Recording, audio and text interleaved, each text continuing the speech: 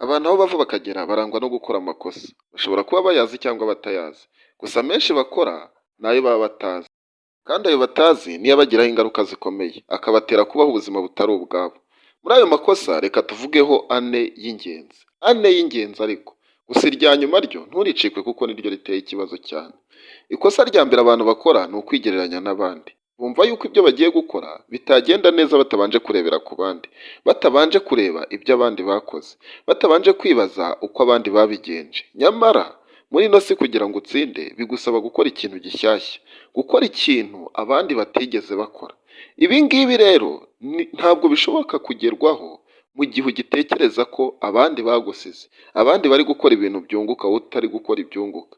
Iyo uri gutekereza ibyo ngibyo bituma ucika intege, bituma utabona intambwe wowe uri gutera. Ugendera mu gicucu cy'abandi ukibagirwa igicucu cyawe. Ugendera mu mucyo w'abandi wowe ukibagirwa umucyo wawe.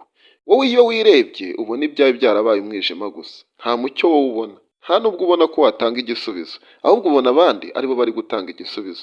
Ubona inyungu z'abandi kuruta inyungu zawe. Ibi ngibi bikubuza iki? Bikubuza gutera imbere. Bikubuza gutera imbere kubera yuko igihe utazabona intambwe zawe nta motivasiyo uzagira.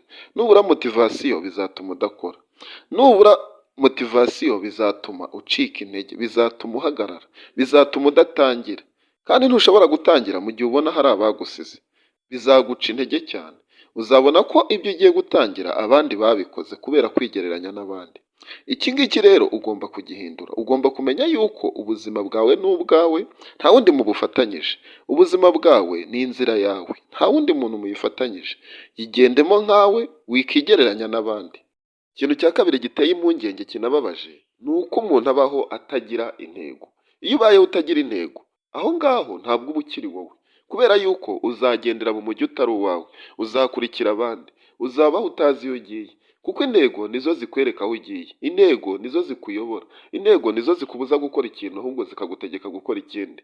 Iyo izo ntego zibuze rero birangira ubayeho ubuzima butari ubwawe rwose, birangira ukurikiye abantu utari kubakurikira. Ibi ngibi bihagarike rwose, ntabwo ari byo. Kora ibyo ugomba gukora ariko ukore ibintu watekerejeho, wapanze, arizo ntego nyine. Ikintu cya gatatu kibabaje kandi abantu benshi bakora ni ukumva ko hari umuntu ubashyigikiye. Iyo wumva ko ufite umuntu ugushyigikiye, umuntu uzakubashisha mu byo ukora byose, uzagutera inkunga, bizatuma wowe utabaho ubuzima bwawe. Bizatuma udipendinga kuri uwo muntu kuruta uko wadipendinga ku mbaraga zawe, ku bushake bwawe, ku bushobozi bwawe. Bizagutere guhora umuteze amaboko, guhora utegereje icyo azaguha. Ibi ngibi nta gihe tutabyumva, nta n'igihe tutabikora. Rero ntabwo ibyo bintu ari byo. Ntabwo tugomba gutegereza ibyo abantu baduha. Ntabwo tugomba kuvuga ngo reka twebwe dutegereze, dukore ibintu neza, twitonde kuri aba bantu bazadufasha dukore ibi bintu. Ibi ngibi nta kintu byatugezaho. Bizatuma ahubwo tubayeho ubuzima butari ubwacu. Bizatuma dukora irindi kosa ryo ku mwanya wa kane aricyo tugiye kugarukaho. Reka dusoreze kuri iki kintu cya kane, ari nacyo kibangamiye abantu benshi, aricyo gitumye abantu benshi babayeho ubuzima butari ubwabo. Ikintu cyo guhora wicuza amakosa wakoze ahashize. Amakosa wakoze yararangiye, nta nubwo ushobora gusubirayo ngo uyakosore. Ahubwo ikintu kibabaje ni uko ushobora gufata umwanya wawe, ugafata iminota 20, iminota 30 uri gutekereza ku makosa yawe, ku bintu wakoze byanarangiye. Yewe nta n'umuntu ukibyibuka ko wabikoze. Ariko wowe umutima uhora ukwibutsa, umutima uhora ukubwira ko wakosheje, umutima uhora ukubwira ko niwongera kugerageza uzongera ugatsindwa, uzongera ukagwa muri iryo kosa. Ese wowe ibi bintu birakwiye?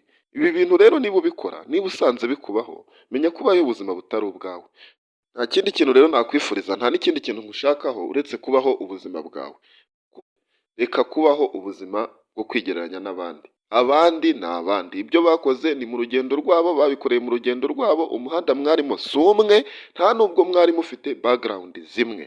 Baho ubuzima bwawe wikigereranya n'abandi. Ubuzima bwawe bufite impinduka, ubuzima bwawe butari ubwo kwigana abandi. Ikindi, baho ubuzima bugira intego. Wibaho nk'umuntu uzapfa ejo, wibaho nk'umuntu utazi iyo agiye. Iyo umuntu atazi iyo agiye ntabwo ashobora kugira ikintu ageraho rwose. Shyiraho intego zawe uzigendereho. Ikindi cya gatatu, witegereza abantu bazagufasha. Abantu se bazagufasha na ryari? Erega ushobora no kubategereza ntibaze.